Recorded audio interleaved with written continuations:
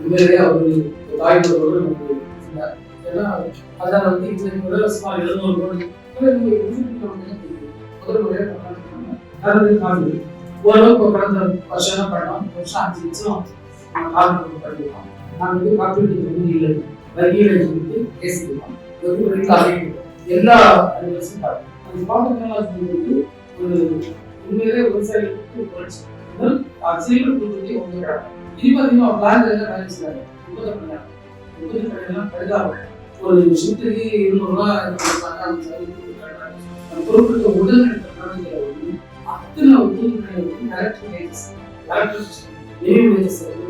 அது வங்கியெல்லாம் கொடுக்கலாம், வங்கி கடன் பிஎஃப்டி யூஸ் பண்ணலாம். அது உண்மையிலே இருந்து அதனாலதான் இந்த சப்ளை செயின் இந்த பால் அடிக்கல பால் லேட்டா வச்சு இந்தியா கம்பெனி தான் இறக்கணும் அது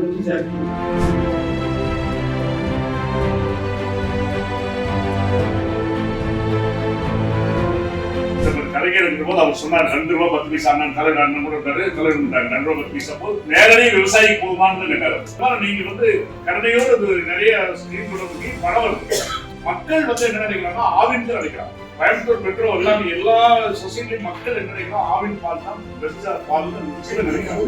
பணியாளர்களுக்கு அவருடைய சர்வீஸ் அடிப்படையில் ஊதியம் கேட்டிருந்தோம், அதையும் கொடுத்தீங்க. அதற்கு நன்றி தெரிவித்துக் கொள்கிறோம். பிஎம்சி மதிப்பூதியம் மிக குறைந்த அளவில் தான் நிகழ்ந்தது. தங்கள் தலைமையில் அதையும் 1.5 ஆண்டுகளுக்கு முன்பாக உயர்த்தி கொடுத்தீர்கள். அதற்கு உங்கள் சங்கத்தை சார்பாக நன்றியை தெரிவித்துக் கொள்கிறேன். கால்நடைத்துறை புள்ளி வருவதற்கு நாள் ஒன்றுக்கு 3 கோடி லிட்டர் உற்பத்தி செய்யப்படும். தமிழகத்தில் மட்டும் இந்த ஆட்சியில கடந்த 4 ஆண்டு காலத்துல சரியா தான் கொண்டு வந்திருக்கீங்க.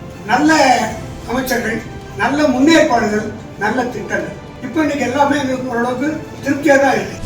அமைச்சர்கள் அவருடைய அறிவுரை பத்திரமாக இருக்கிறாங்க.